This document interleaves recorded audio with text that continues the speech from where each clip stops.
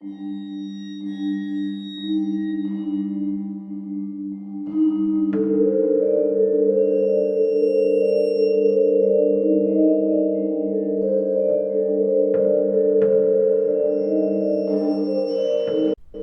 now you should have a good idea of what you can expect from hell. You know to kill the first person you see when you fight your way out of a birthing sack. You know how to find clothing, tools, and shelter. You know that no matter what you do, how well you do, someday it's back to being fresh meat. Dis is the biggest city you can imagine. Tribes fight and die for territory, and taking a wrong turn is a fucking death sentence. You'll get a feel for where you should and shouldn't go eventually, develop the kind of street smarts you'll need to stay a resident for more than a day. Even so, there are places in Dis that you should know about. So, let's do a little sightseeing tour of hell. Maybe the warning will do you some good. So, allow me to tell you about the first time I saw Skin Street. I dropped out of my birthing sack onto the road, stood straight back up, and got myself ready to fight. Nobody was there. Not one single person was out on the street that stretched for miles in either direction. I relaxed, and I took a look around.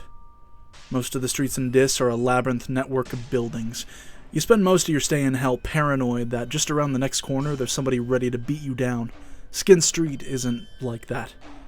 It's a single straight line with only the rain and the darkness to hamper visibility.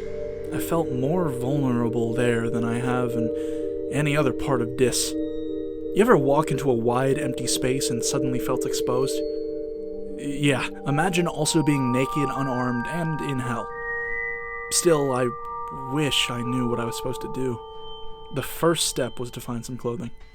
That's where I learned how Skin Street got its name. Every building, every busted street lamp, gas lamp, was decorated with flayed skin. I'd been in hell long enough by that point not to be too freaked out, but I'd be lying if I said it didn't affect me.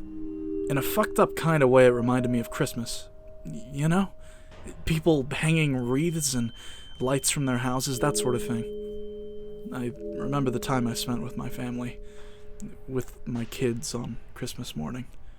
Feelings like that get you killed. You have to push them back down, so that's what I did, and I pulled some scraps from the nearest building. If somebody was going to leave clothing material around, I may as well take it, right? Well, I didn't know it, but at the time, every step I took on Skin Street, I was being watched. When the attack came, I didn't even get a glimpse of the guy. Bang! My skull was fractured from an expert swing of a club. Whoever hit me went for my eyes second, and I hit the floor. He stuck his fingers right into my sockets, and I was blind, crying like a baby when he started to peel away my skin. Here's the thing. Some people are fucked up even by hell's standards. The loners, serial killers, stalkers, and psychos, they all make their way to Skin Street in the end. Most of the damned use the whole body of a kill, but Skin Street, they like to take trophies. They leave their ornaments out as bait for the ignorant, skulking in the shadows and waiting for the best moment to ambush. If you find yourself on Skin Street, you're gonna have to think fast.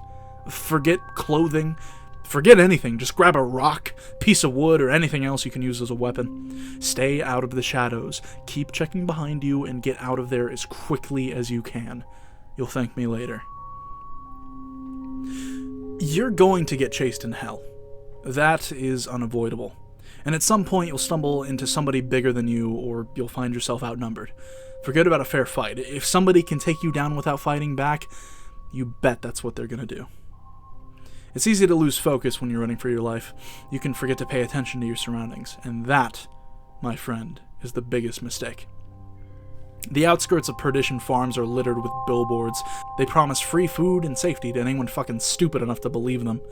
The tribes that fight over that particular territory like to herd people off the streets and into the industrial complex they call a home. The good news is that those tribes won't kill you. The bad news is that they're big fans of taking people alive. They've got a project, you see. They've been working on it as long as I can remember. I couldn't tell you who originally decided that hell should have organized food production, only that the idea stuck, and over the years countless tribes have taken it upon themselves to try and make that dream a reality. Get yourself captured by them, and you can look forward to a bit of slave labor. For the most part, Perdition farm tribes try to make use of birthing pods as a source of food. They forced their slaves to harvest them from the walls, grind them up in industrial vats, mix them with blood, body parts, rainwater, and pretty much anything else that could conceivably make a broth. The life of a slave is short. It's brutal, and it's disgusting. Particularly when those slaves are then used as guinea pigs for the latest concoction.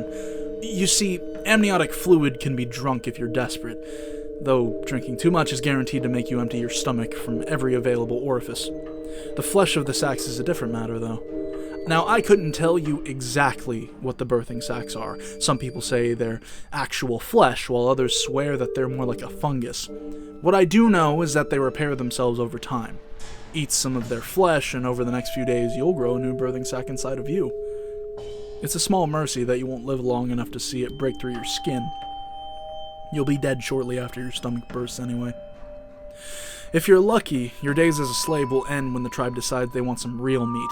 Now, they're not stupid enough to test the broth themselves. No, not when there's no shortages of slaves in hell.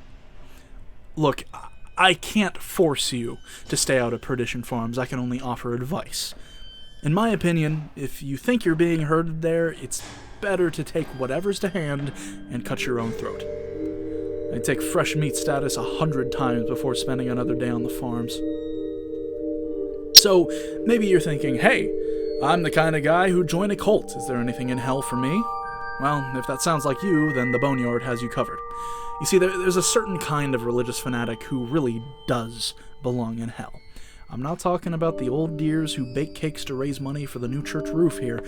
I'm talking about the guys who went to war because, quote-unquote, God commanded it. Who burned women for supposedly consorting with demons and who saw nothing wrong with child molestation. When those people get to hell, they're too thick-headed to make sense of what happened. I mean, why face reality when you can pretend it's all a test of faith? They all find like-minded folk in the Boneyard. I'm told that at one time the Boneyard was a cathedral surrounded by a cemetery that stretched from horizon to horizon. Maybe that's true. I don't know. These days, it's a shanty town of temples and churches built from materials scavenged from the streets. Everywhere you look, you'll find wide-eyed zealots preaching their own twisted version of redemption and gangs of masked men on the prowl for fresh converts. Mortification of the flesh is the main pastime in the Boneyard. If you listen to the cacophony of sermons, you'll be informed of how the flesh is wicked and must be purged of sin.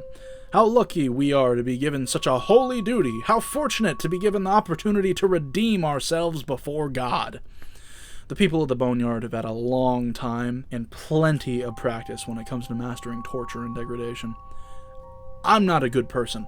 I've killed, raped, and cannibalized, but I can honestly tell you that I have never been able to dream up some of the crazy shit that goes on in the Boneyard. I wandered in there by accident once, and I have never been able to get what I saw out of my brain. I watched a woman, naked and bound, forced to her knees and violated with iron rods. The preacher sewed her eyes and lips shut in front of the crowd before sawing off his manhood with a piece of slate. And a boy, maybe 14, was publicly crucified. A girl was drowned in shit. An older man had sharpened flint pushed under his fingernails. I could list off 100 other atrocities done in the name of redemption. Just stay away from the Boneyard. The people there decided that hell just wasn't hellish enough for their liking. And forget about redemption. Forget about God. The only way out of hell is by riding a pillar of fire and taking over a living body. Focus on that if you want to escape. The damned cannot offer you salvation. The damned only offer pain.